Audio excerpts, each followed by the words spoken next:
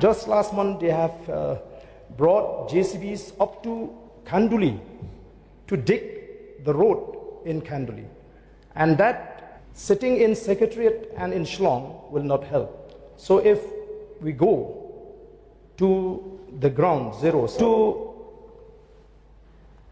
Mukro area, you will really feel, ashamed as members of this August House, sir.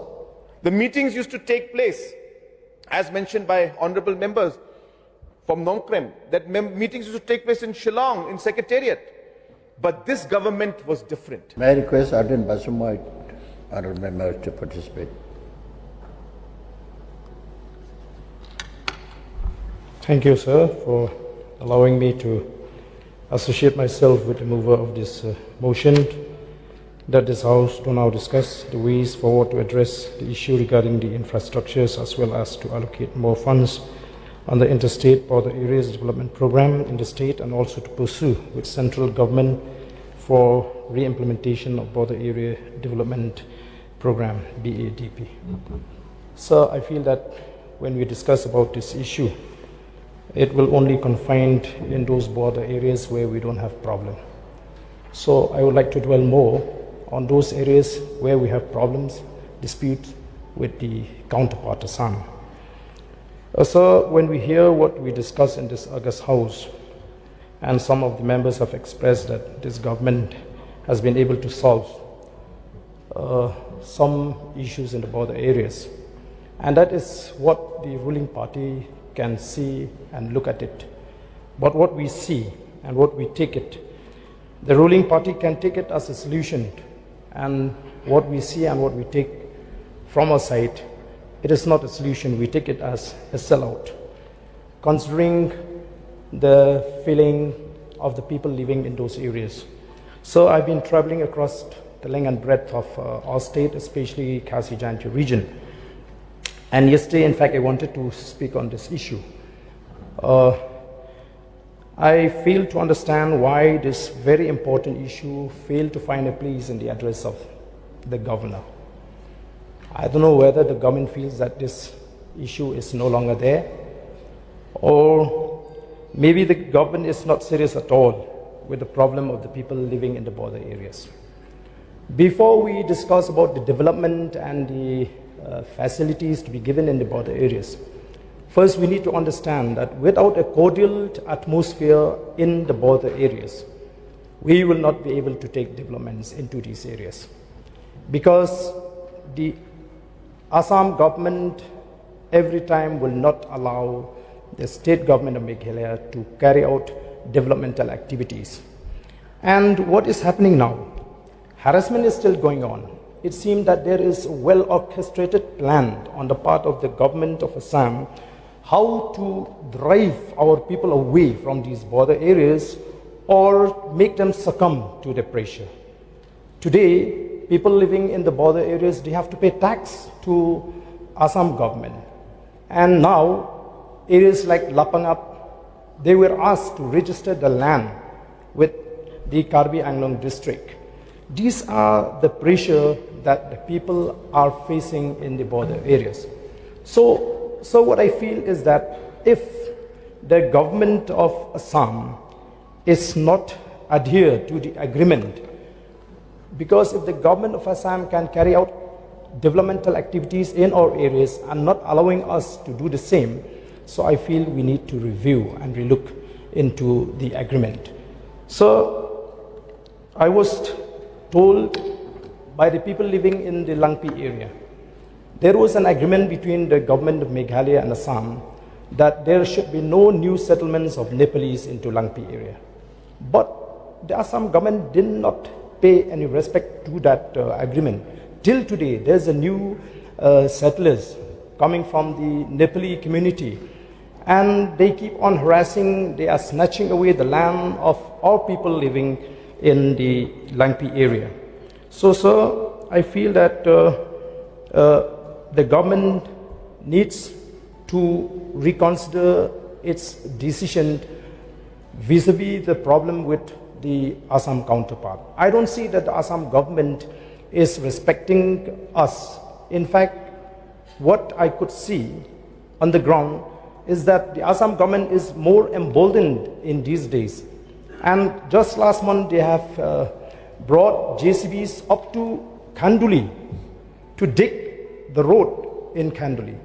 And that has been stopped by the people. So this situation in many border areas is still so tense, and I'm sure that with a spark, one day the maybe unfortunate incident could take place again, like what happened in Mukro area. So I really feel that the government should review and relook, and should also take stock of the ground reality. Sitting in Secretariat and in Shillong will not help.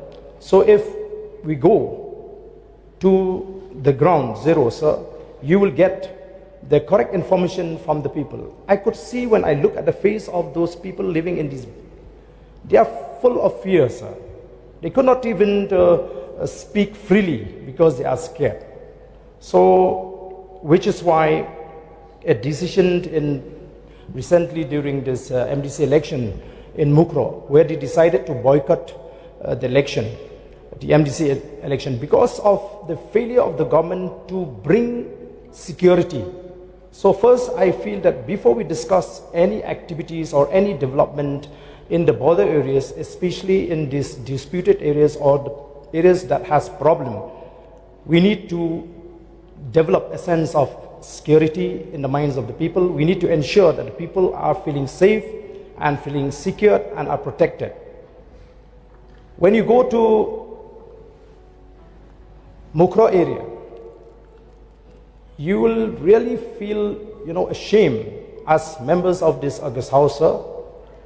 When you look at the police station, police outposts of the Assam government, they are there in a well-constructed building. And when you look at our police personnel, you'll find they are occupying a makeshift tent with few police personnel only. So how do we expect that the local people will feel safe when they see that the number of personnel in the border area is too less comparing to the Assam counterpart? So, sir, I will not take much of the time, but I would really and sincerely urge, because I associate myself also with the sentiments of the people living in the border areas. Though I have been raising this issue many a time in this August House, I just wonder when I will face a situation that I will not need to raise this issue again in this August House. But sir, after 53 years of our statehood, we are still discussing the same, and we cannot, bring a sense of security in the minds of the people where the people are living in fear. So I think we have done great injustice to the people living in the border areas, sir. So with these few words, sir, I resume my seat. Thank you. May I request Honourable Member Rupert Movement to take part? In the House to all the MLAs that the remaining amount of schemes that were meant to be sanctioned, the 25 crores that we had sanctioned or rather approved under the border area development, and the rest of the amount, about 20 crores, which has not been yet sanctioned. So let me give an assurance, it will be sanctioned this year. I give the assurance to the honourable members because we are committed to the development of the people living in the border areas. Development is absolutely necessary, and this government is committed to ensuring all-round development, and we will ensure that the people living in the border areas will get the benefit of that. Not only that, I also assure you that we will be increasing the amount, whatever percentage we can. I cannot share the whole details right now because the budget will be presented in the next few days. We will be giving some more importance to the schemes. As I said, the interstate border area development program. We will ensure that more support is given. Sir, I can see you also nodding because I know that your constituency also will be affected. So I can see that smile on your face. And I'm sure that all the other friends who are bordering the interstate borders all the MLAs also, and the public at large will also be happy. And we will do our best, sir, to ensure that we are able to take this forward. I was very happy to hear the suggestion that came from our MLA from Congrad. I had just had a small conversation with our Deputy Chief Minister. The fact, sir, that we were able to resolve the issues to a large extent in the border areas, in the disputed areas or areas of differences as they call it, is something, sir, that we are very happy about in one way, and it was a very challenging situation that we faced, sir. And as correctly mentioned by the Honourable MLA from Nongkrem, that for 53 years the people of this area had been suffering. And nobody had taken initiative to really find a solution to this long pending problem for 53 years, as mentioned by the Honourable Member from Nongkrem. And it is only this government, the MDA government, that took the bold step to say that yes, it may be a difficult situation for us. And yes, politically also it's very challenging. But then, that is the responsibility that has been given to us by the people of our state. And hence, we will work towards ensuring that we find a solution so that there is long-lasting peace in these areas, sir. And I'm happy that we were able to take these discussions forward, and today we have been able to sign an MOU and find a resolution to 6 of the locations out of the 12 locations. A lot more to be done, sir. And we're not saying that we have been able to resolve everything. It's complicated. Very complicated.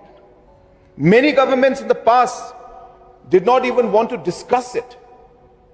But at least this government decided that let us discuss, let us find a way forward, find a solution and move forward.